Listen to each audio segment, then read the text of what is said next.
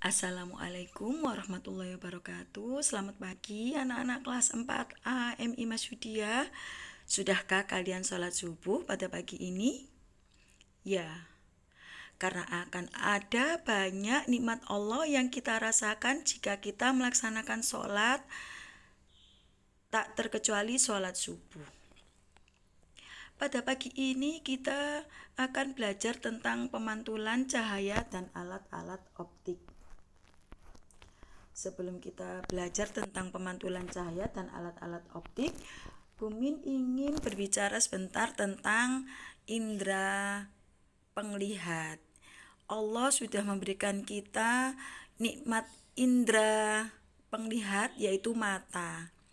Mata kita berfungsi seperti teropong cangkir. Cahaya menembus lubang kecil bernama pupil dan berhenti pada layar yang disebut retina. Jadi nanti kalau anak-anak bercermin, coba kalian perhatikan mata kalian. Di tengah mata itu akan terlihat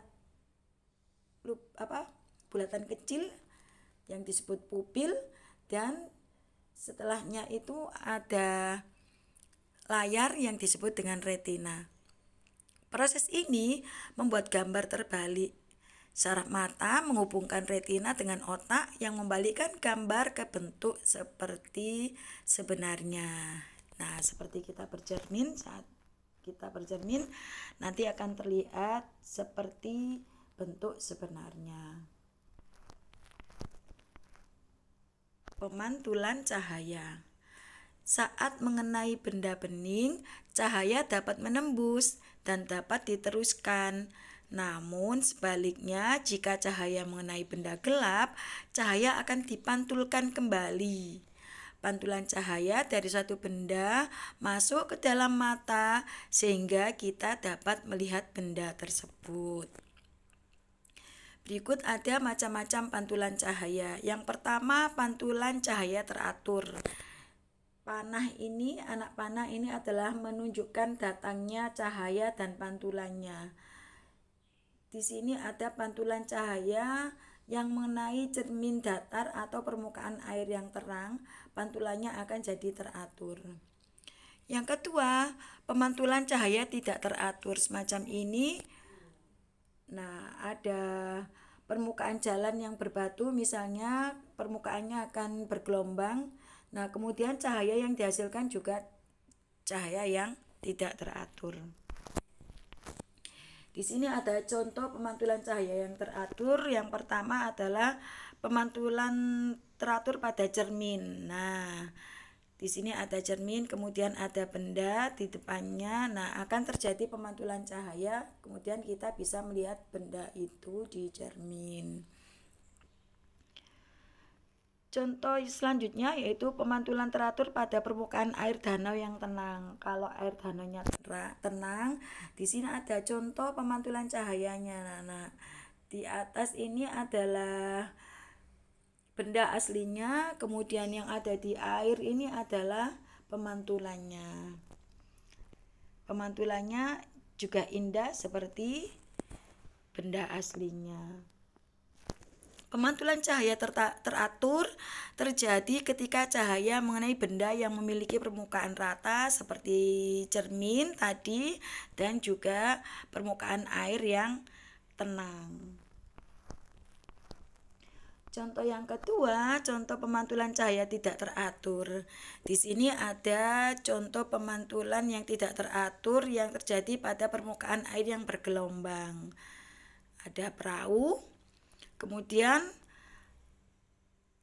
dipantulkan di gambar perahu dipantulkan di air yang bergelombang. Nah, bayangannya jadi tidak teratur.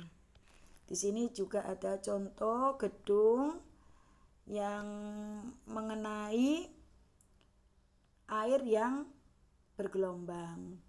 Pemantulan tidak teratur ini terjadi pada permukaan air yang tidak bergelombang. Kalian perhatikan bayangannya juga jadi baur dan tidak teratur.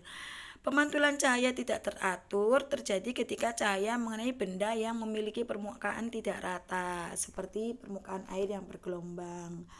Pemantulan yang tidak teratur juga biasa disebut pemantulan baur atau pemantulan difus. Selanjutnya, alat optik. Alat optik merupakan alat yang memanfaatkan sifat cahaya. Berikut ini ada beberapa contoh alat optik. Yang pertama, loop, bentuknya semacam ini atau orang biasa menyebutnya suryakanta. Loop dalam memperbesar suatu benda akan membiaskan cahaya. Loop membantu kita melihat benda-benda yang berukuran kecil. Ini bentuknya loop menggunakan lensa cembung. Nah, kemudian sesuatu yang kecil, benda yang kecil kalau kita lihat dengan loop akan semacam ini, bentuknya akan lebih terlihat. Contoh yang kedua yaitu kacamata. Tahukah kamu cara kerja kacamata? Cahaya dari luar menembus ke lensa bening, lalu dibelokkan ke retina mata, sehingga kita dapat melihat benda dengan jelas.